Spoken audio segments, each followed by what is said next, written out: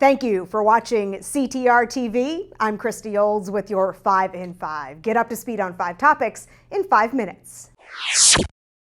6 weeks remain in this year's legislative session. All committees except for the budget writing committees are done with their work, which means many bills are awaiting action in the House and the Senate. CTR continues to support proposals that will strengthen home values in the state and not harm the industry. The association is leading the effort to create a first-time homebuyer's savings account. The bill would create a special type of savings account, creating tax incentives for individuals to save for a home. State Senator Henry Martin of Bristol, who is a realtor, says the measure could make the state more attractive to young homebuyers. Is to help them encourage to save a little bit now, get a tax deduction or a savings on their tax forms, and tuck money away and hopefully buy a home. I just hope that people with level heads here in the building are going to recognize the impact that could have and the benefit that it would provide to the state of Connecticut. 9 states currently have similar first-time homebuyer savings programs. Another bill supported by CTR is one that modifies the Transfer Act, which is the primary statute dealing with remediation of contaminated properties here in Connecticut. State Representative Kerry Wood of Rocky Hill, who is a commercial realtor, says the current act places complicated requirements on some commercial property transfers and drives businesses to look elsewhere.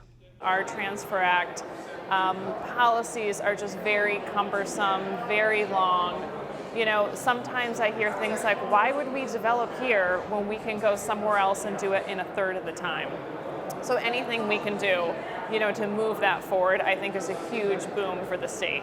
We will keep you updated on the status of these 2 bills, as well as other proposals that impact the real estate industry.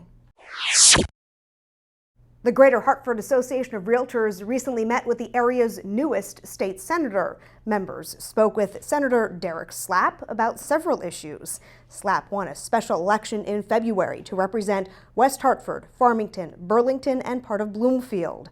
CTR President Dan Coyne says these kind of meetings are the start of important relationships, which could make a difference in the future. When you look at your telephone and you see a phone number ringing that you don't recognize, how eager are you to answer it? When you see a phone number that you know, don't you tend to pick that one up? That's the issue right there. We need the person to want to answer that phone. We want them to answer the email. We want a relationship. Coyne encourages other local associations to reach out to their state representatives and senators as well.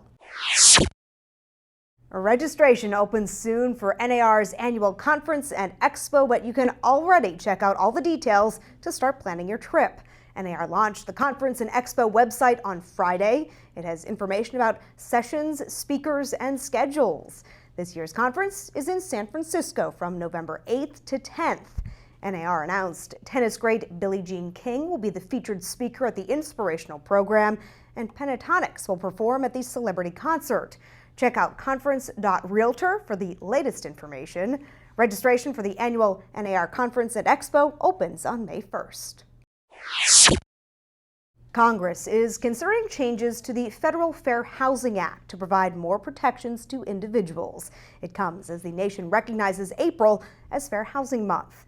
The legislation would include sexual orientation and gender identity as protected classes. The federal change would mirror changes already in place here in Connecticut. The state passed legislation in 1991 to include sexual orientation as a protected class. Gender identity or expression became a protected class in 2011. To learn more about fair housing protections on the state and federal level, go to ctrealtors.com/fairhousing. That is your 5 in 5. I'm Christy Olds for CTR TV.